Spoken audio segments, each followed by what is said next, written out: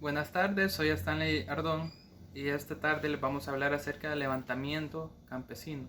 Durante la profunda crisis económica por la que El Salvador se encontraba atravesando en el año de 1929, se desataron una serie de protestas y rebeliones en contra de la distribución desigualdad de las tierras, las cuales se aumentaron con las reformas presidenciales del general Maximiliano Hernández Martínez, el cual se dedicaba a despojar a los campesinos de sus tierras, favoreciendo a los terratenientes, generando un fenómeno conocido como el levantamiento campesino, el cual se extiende en el año de 1932.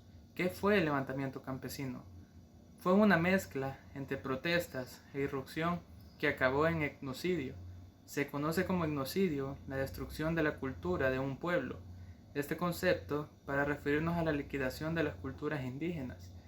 En el año de 1920, las diferencias sociales habían generado el cambio debido a los abusos y violaciones de los derechos en las clases políticas, además de la desigualdad entre terratenientes y campesinos, el cual se vio reflejado al momento de enfrentar la crisis en la caída de la baja de precios del café y el creciente nivel del desempleo en el país. Esto no se debía a que las últimas 2 décadas del siglo XIX y las primeras 3 décadas del siglo XX, la economía salvadoreña se sostuvo gracias al cultivo del café. Dicha época se conoce como la República Cafetalera. Esto generó una cantidad de campesinos despedidos en una crisis económica. El auge del sector del café cafetalero se evitó originado por acumulación de riquezas en un grupo pequeño de comerciantes y hacendados, los cuales aprovechaban las últimas tierras acaparando, generando empleo a campesinos, de los cuales la mayoría provenían de raíces indígenas. Dicho empleo, a medida se incrementaban los niveles de producción, se incrementaban los niveles de explotación, generando un poco nivel de salario, un abuso, maltrato hacia los campesinos. Dichas condiciones se mantuvo hasta finales de 1930, en los cuales el salario de las haciendas consistía solamente en 2 tortillas con 2 cucharadas de frijoles salcochados al inicio y al finalizar la jornada. En las elecciones de 1931 se eligió como presidente a Arturo Araujo, generando una reducción de salarios en más del 54% en diversas acciones de rebeliones militares, sustituido por el general Maximiliano Hernández Martínez en el mes de diciembre de 1931, generando el inicio de la dictadura militar. La gestión que desarrollaba el general Martínez consistía en leyes y juicios más severos, desde penas por amputar una mano al robar, hasta fortalecer los cuerpos de seguridad, agresivas rebeliones, decretando órdenes de muertes a cualquiera que se levantara contra su estado. Era un estado de dictadura.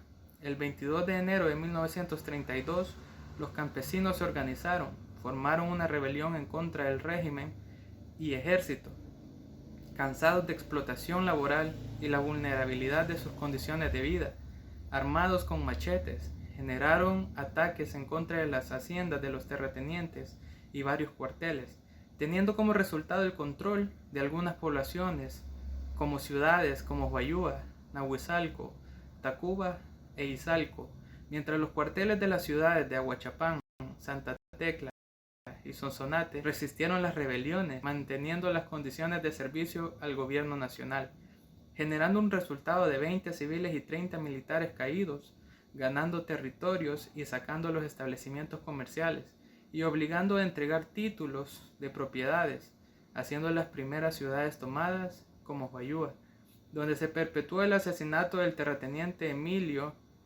Raidal y su esposa, como venganza a los indígenas. Fueron ametrallados en ciudades como Izalco. El levantamiento incluyó la ejecución del alcalde Miguel Cal y Rafael Castro, alcalde electo. No se sabe exactamente lo que sucedió debido a que se ha desarrollado diferentes teorías. Ver cadáveres en las calles era parte común de esos días. Además, no se sabe con exactitud la cantidad de indígenas fallecidos en las 72 horas posteriores al levantamiento campesino, llevando un cálculo aproximado de 25.000 personas, incluyendo Francisco Sánchez, líder campesino, y Feliciano Ama. Los efectos sociales de esta rebelión, asesinatos y las muertes de represión transformaron los estilos de vida de la sociedad, cambiando y obligando a adoptar los modelos del gobierno y evitando los levantamientos. La memoria de esos acontecimientos continúan disuadiendo el diseño y manteniendo una conformidad forzada de los hechos. Los entornos políticos cambiaron, dando paso al régimen dictador, militarista, que desató una serie de desigualdades, no solo en El Salvador, sino en Latinoamérica. El levantamiento campesino de 1942 generó una serie de transformaciones en el aspecto social, aspecto político y económico, sobre todo en el marco de la historia de El Salvador, en cuanto al pensamiento y forma de gobernar un país de manera inclusiva y adecuada. Fue un movimiento campesino lo que alertó de los entes de gobiernos manejados bajo instrucciones del presidente Martínez, los cuales iniciaron el acto de obediencia a una orden de asesinato y de actos de control por el hecho de pertenecer a una etnia o ser originario de una. El hecho de vestirse igual a los residentes a un origen étnico generaba la apresión o incluso el asesinato.